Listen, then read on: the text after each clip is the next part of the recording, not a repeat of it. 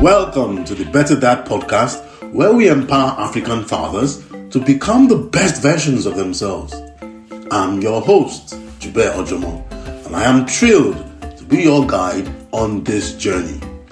Today's topic is active listening, effective communication techniques to strengthen the father-child bond. This episode is particularly relevant for fathers who are juggling work, studies, and family responsibilities while aiming to strengthen their bond with their children. Let's get started.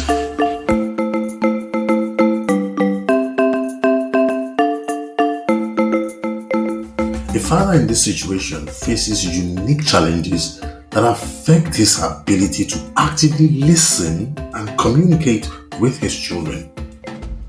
Balancing work, part-time studies, and family life can be incredibly demanding.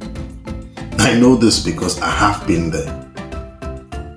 According to data from Migration Policy Institute, immigrants often deal with things like language barrier, cultural adjustments, and financial responsibilities. The pressures that they are under, such as financial responsibilities, cultural adjustments, and time constraints, can inadvertently affect their communication skills with their children. You are listening to this podcast because you do not want to be a bad father. You genuinely want to connect with your children, but you are overwhelmed. I understand that. It's like everything and everyone wants something from you and they want it now. There is the wife needing support.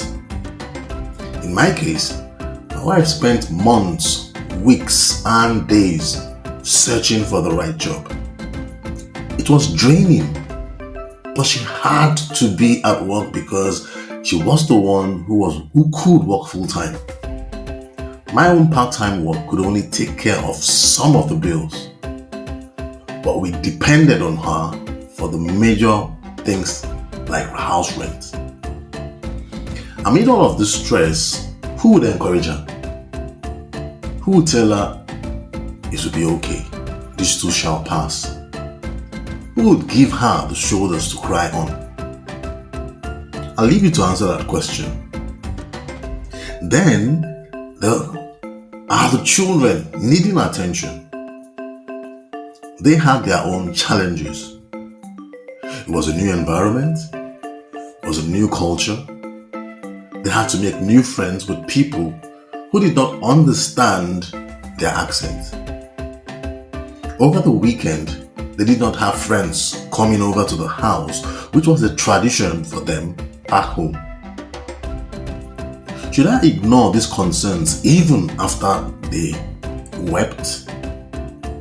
I leave you to answer that question once again. And then for me, there was schoolwork, assignments to work on and to submit. If it was a group assignment, I could not afford to be the weakest link. And so there were colleagues demanding my time. There was the boss at work demanding that I give my best. I know we are all striving to be better dads with desire to care for all of these responsibilities well. All the sacrifices that we are making for our family. And therefore, we cannot afford to chase after all of these other things and neglect the family. If we do so, there may be no family to return to. So what can help us? Active listening. Active listening can bridge the gap between our tight schedules as fathers and our desire to connect with our children. In fact, according to a blog post by the Family Center on March of 2022, it says, active listening means understanding what your child or teen has to say and giving your full attention to them. Active listening helps you to understand your child's perspective and where they are coming from. It is also a way of gaining vital information about what is important to your child. So active listening does not have anything to do with a decision being made, nor is it a way of getting a person to do something. What we are trying to do is listen and respect your child, allowing them to express their feelings and opinions without fear of rejection. So it means being present and being engaged in the conversation. So how can we navigate these challenges and improve our communication skills as fathers? Let us explore these 4 strategies. Number 1, prioritizing quality time. While time may be limited, setting aside dedicated quality time with our children allows for meaningful conversations. This time can be used to discuss their interests, their concerns, and achievements. For example, I designate Sunday afternoons as family time. And during this time, we talk about principles, we talk about values. My wife and I use this time to get the children's view on values and principles. You may decide to include activities for your children like, playing board games and cooking together. This can create a relaxed environment where they can openly discuss their thoughts and their feelings. But if that is too difficult because you probably haven't started doing this, why not just decide to take a stroll in the evening with your child? Just the 2 of you. Just walk and talk. But note, if you have more than 1 child, there has to be a daddy time for each child. That one is not a family group, it's just the 2 of you. Number 2, mindful presence. So when spending time with our children, we must practice mindfulness. This means we'll put aside all distractions. We're not thinking of work, we're not thinking of studies, we're focusing solely on the conversation at hand. No devices for both parties. Just face-to-face and heart-to-heart conversations. So imagine coming home after, going through your shift at work and your child eagerly wants to share something about their day.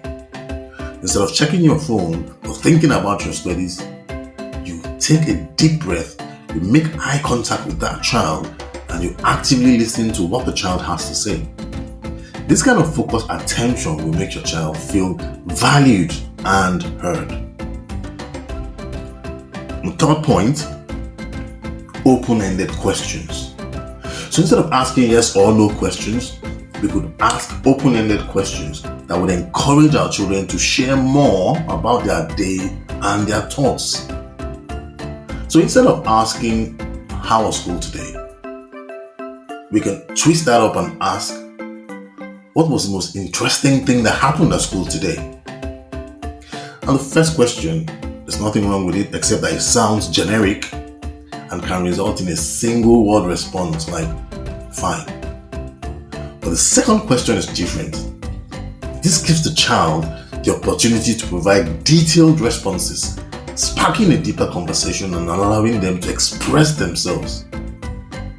You can ask some clarifying questions like, did I hear you say that you had problems with maths?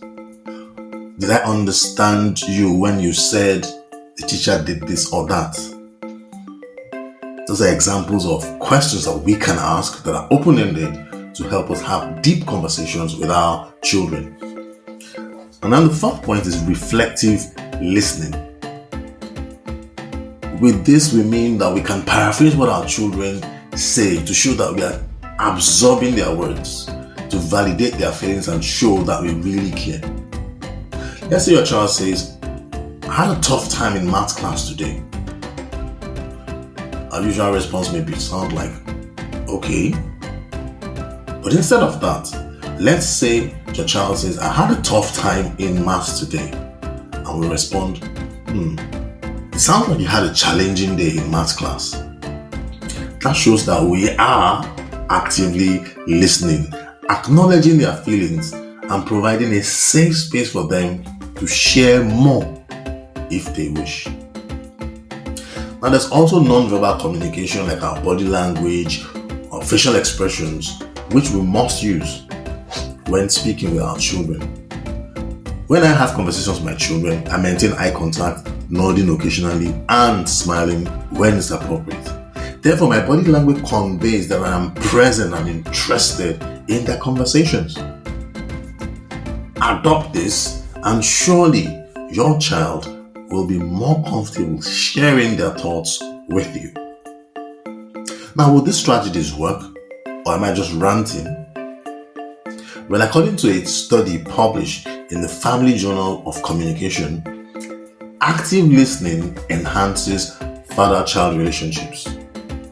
That study found that children who felt heard by their fathers had higher self-esteem and better emotional regulation.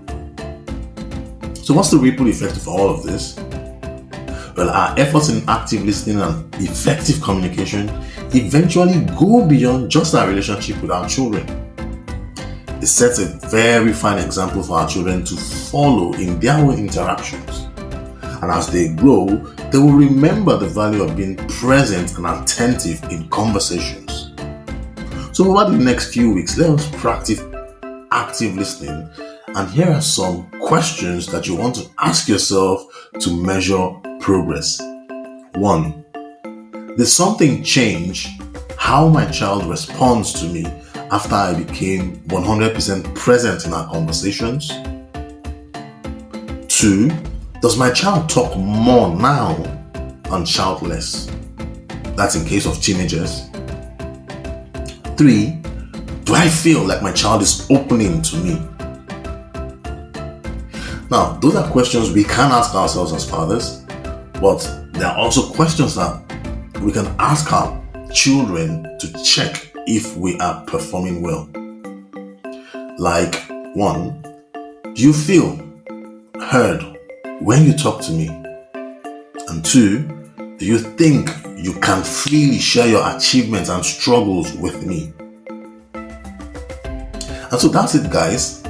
Thanks for tuning in to this wonderful episode of the Better Dad podcast. Remember to prioritize quality time with your children. During conversations, avoid distractions. In other words, be fully present and use open-ended questions to draw them out while using reflective listening to draw them closer.